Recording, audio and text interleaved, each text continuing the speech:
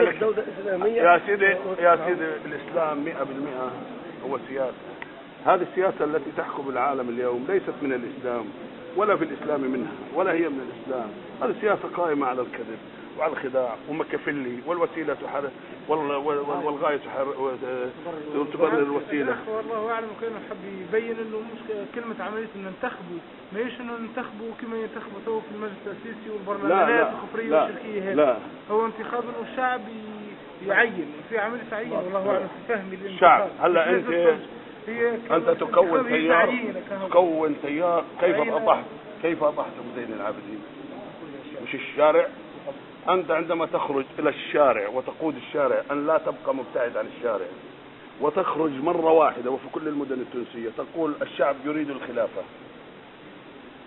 وكما أجبرت الطاغية على الهروب ستجبر أكبر طواغيت الأرض وبهذه الذقون وهذه اللحى المرعبة للكفر سيستجيب.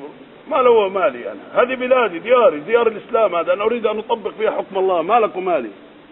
لماذا نخشاهم؟ لماذا نداهنهم؟ لماذا نقول يعني نتنازل عن ديننا من أجل إرضائهم؟ لن يرضوا عنا، ولن ترضى عنك اليهود ولا النصارى حتى تتبع ملتهم، ومن يتولهم منكم فإنه منهم، إن الله لا يهدي القوم الظالمين. لن يرضوا مهما داهنت، مهما هادنت، مهما تنازلت، إلا أن تقول إن الله ثالث ثلاثة. بتقول الله ثالث ثلاثة برضو عنك بنص القرآن، إلا أن تتبع ملتهم. فلماذا نهادن في دين الله؟ هذه بلادنا، أرضنا، نريد أن نحكم.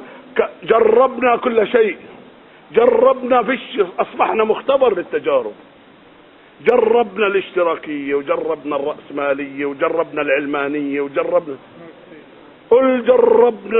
الإباحية، وجربنا الليبرالية، وجربنا اللي ما بتجرب، واللي بجرب المجرب عقله مخرب. هيك عندنا مثل احنا. شايف يا اخي؟ بعدين هذول العلمانيين اللي عندكم كم واحد هم صوتهم عالي بس، الا ما كان من محطة فضائية بيطلع له عشان يرعبوا الناس. أوب. هذا بدهم خلافة، بدهم اسلام، بدهم شو الاسلام؟ انت عارف؟ انت بقول له بتعرف تقرا الفاتحة؟ بتعرف تتوضا؟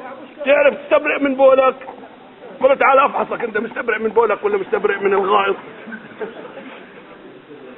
هذول ضد الطهر، ضد الفضيلة، لأنه بدهم يضلوا عايشين بالرذيلة. فالإسلام تمنعهم من الرذيلة. يقول لك أوه هذا بده يخلصنا إنه بدنا نكيف إحنا، لأنه مش مؤمن إلا بهالدنيا. قال وما هي إلا حياتنا الدنيا وما يهلكنا إلا الدهر. فلذلك إحنا يا عمي أنتم يجب أن تتفاعلوا مع الأمة ومع الشعب وتنزلوا وتشكلوا تيار هادر. أما تضلوا منزوين مع بعضكم وفي المساجد مع بعضكم دون الرسول صلى الله عليه وسلم كان يعرض نفسه في كل المنتديات ويغشى كل المنتديات، يعرض دعوته عليهم. أنتم يجب أن تتفاعلوا مع الناس بقوة، أن لا تتركوا الصفوف للعلمانيين والليبراليين والملاحدة والكفار اللي أذلوكوا. انتم تعرفوا طعم الذل، كيف كنتوا تذلوا في دوائر الأمن وفي الداخلية.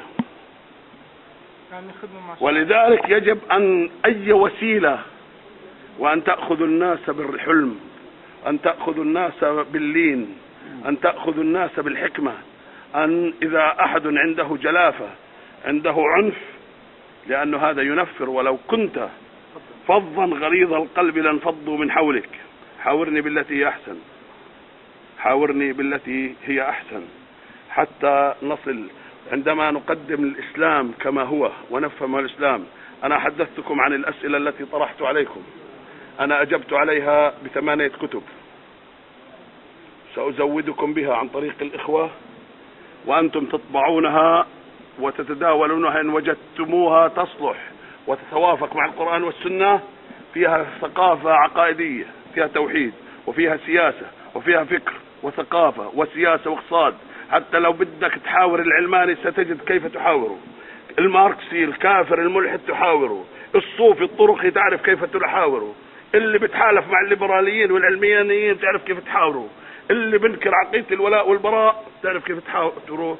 يجب أن نكون نموذج للمسلم المثقف، ثقافة كاملة واعية على الواقع، فقه المعركة. احنا مليان فائض عندنا في فقه النكاح والنفاس.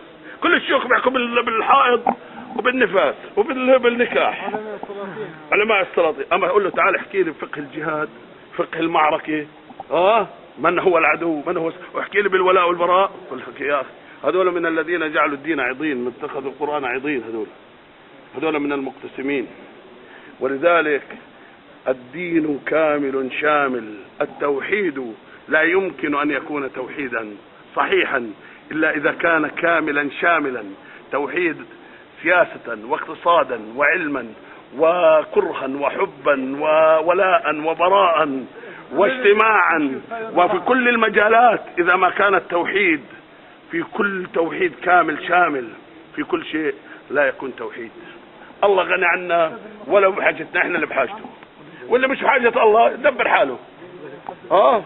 لذلك انا اقول لكم ناصحا امينا، اياكم ان تتركوا الساحة الى اعداء الله. هم بدهم اياكم ان تعتزلوا العمل السياسي وان تبتعدوا عن الناس. يا اخي ما بدكم تدخلوا انتخابات، ما تدخلوا انتخابات، بس تهيئوا العدة وتكونوا في لحظة من اللحظات تفاعلوا مع الناس، تقنعوا الناس بفكرتكم، وتصبحوا أنتم في لحظة واحدة. إذا قلتم للناس في كل المدن انزلوا إلى الشارع ومطلب واحد، الشعب يريد الخلافة، سترغمون أعداء الله. اللي بدوش رايح يشرد من تونس، رايح يشرد، يقول لك أنا بديش هاللحى، بدي أروح باريس أكيف أضل. وكم واحد رايح يشرد؟ هيشرد 1000 واحد. هدول كلهم اللي بتشوفهم صوتهم طالع بيجوش 1000، فيش كم من واحد. بس في إمكانيات مادية وراهم، على الإعلام شغالين وصوتهم طالع ليل نهار، مرفوعين مذعورين مرعوبين. الإسلام أنت فاهم شو الإسلام؟ أنت فاهم شو الإسلام؟ لما تقول بديش الإسلام، اللي بدوش الإسلام يعني بدوش الفضيلة، بدوش الإسلام يعني بدوش الطيبات، اللي بدوش الإسلام يعني بده الخبائث، اللي بدوش الإسلام يعني بده الرذيلة.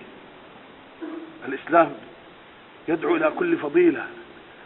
الإسلام فيه أعلى وأثمن منظومة قيمية إنسانية أخلاقية، يدعو إلى الرحمة، يدعو إلى العدل، يدعو إلى الشجاعة، يدعو إلى العزة، يدعو إلى الكرامة، يدعو إلى العمل، يدعو. ما هو الجهاد أساس العزة. عندما تخلينا عن الجهاد عظم الله أجركم. الصاعق اللي بخلي الأمة تتفجر هو الجهاد. نزعوا الصاعق وخلونا إيش؟ الله حي. شايف؟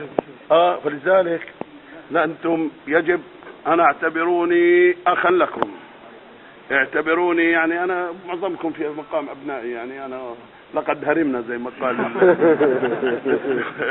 التونسي. وأنا ما أتحدث إليكم وبفضل الله. لعل بعضكم كان يشاهدني على الفضائيات وفي الجزيرة. أنا مش بتحدث بين الأربع جدر، كنت أتحدث فيه على أعلى منبر إعلامي في العالم العربي في الجزيرة. كنت أحرض على الثورات وهاجم الحكام العرب جهارا نهارا وبالاسم، ولا أنا خايف إلا رب العالمين. شايف؟ مش أنا يعني جاي أركب الثورات وأعمل حالي بطل، لا. ودفعنا الثمن كثيرا ما كنا ندفع الثمن. ولكن الآن أنا قبل يومين وقفت على البحر في تونس، أخذت أشم ريحة الحرية وأخاطب البحر وأخاطب هذا وأبشر الأندلس والقدس وأبشر وهي جاي والموج البحر، وشاعر إن الدنيا يا رجل. هذا الموقف قبل عام بالضبط من هذا اليوم كان يستحيل، كان مستحيل. لو قلت لك أن سأجي على هذا المسجد ما هو خطر ولا رايح يخطر على بالي، إلا إذا كنت مجنون تقول هذا خطر على المجتمع، هذا بيحكي حكي مجانين ويجيبوا له الشرطة يحطوه بالسجن أو يرجعوه مستشفى المجانين. ولكن عند الله ما في مستحيل. عند رب العالمين إذا أراد شيء، والله ثورتكم ما كانت من تخطيط أحد إلا من تدبير رب العالمين. وأراد الله أن يذل هذا الطاغية ويري هامان وفرعون ما كانوا منه يحذرون. طيب شاذ المغرب إن شاء الله. نصلي المغرب ولا نروح؟ نفكروا يلا. أنا والله إني سعيد بكم، سعيد بهذه المسألة، وأنا يعني أخ لكم